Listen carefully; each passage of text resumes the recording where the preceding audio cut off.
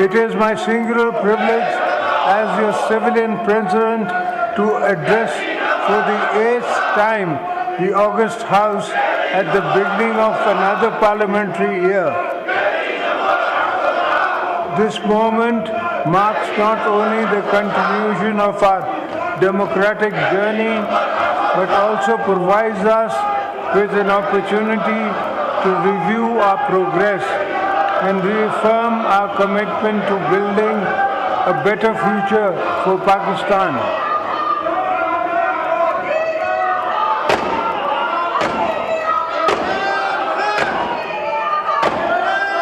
As we embark on this new parliamentary year, I urge this House to focus on promoting good governance and political economic stability. Our people have pinned our hopes on Parliament, and we must rise to the expectations. It is my first duty to remind you, we need to work harder to strengthen our democratic system, restore public confidence in the rule of law, and put Pakistan on the road to prosperity.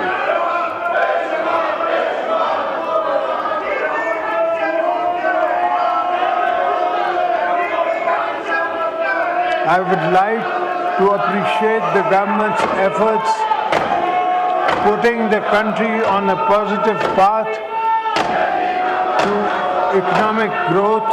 Our foreign exchange reserves have witnessed a surge. There was a substantial increase in foreign direct investment, and the stock market also surged to a historic high. The government has also reduced the policy rate from 22 to 12%, and all other economic indicators have shown a healthy and sign improvement.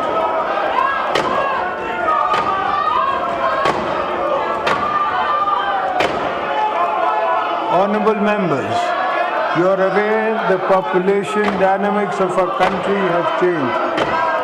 A combination of factors present challenging.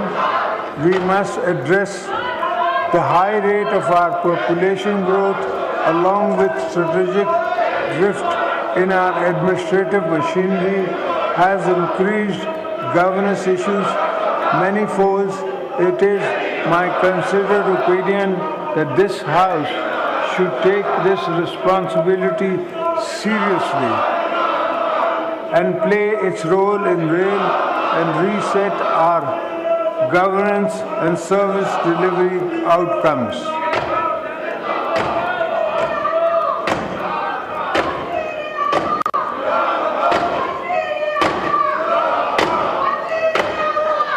As far as the government is concerned, ministries need to redefine their vision and objectives and understand that pressing issues faced by the people of Pakistan have to be resolved within a certain time frame. We need to deliver tangible benefits, restore trust of the people in democratic institutions.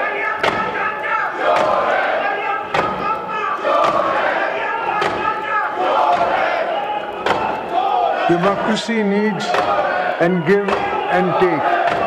And what better place to work for collective goals than this Parliament?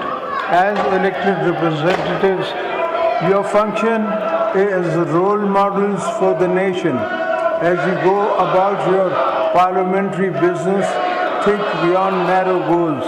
Think of the unity and consensus our country so desperately needs.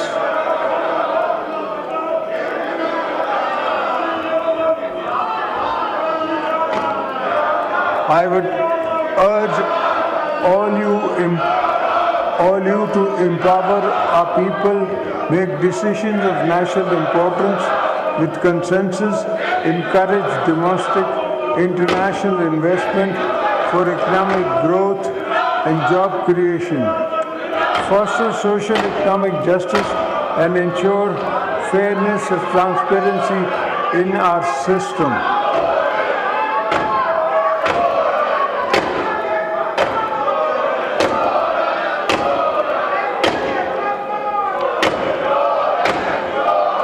Chairman Senate, Mr. Speaker, for our country to prosper, it must build equitable. This is going to be a century of many new global changes, and to weather such transitions, we need to ensure that our peoples, with their different regions and resources, are on board of national development.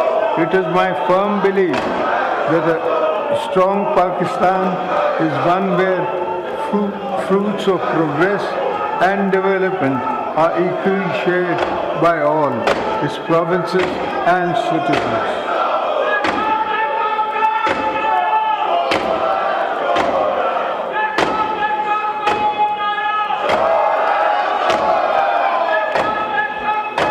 We should work actively to promote inclusive and uniform development, ensuring no province, no district, and no village is left behind. The House should ensure development is not limited to a few select areas, but reaches every nook and corner of the country. The ignored and neglected areas demand urgent attention from the federal government.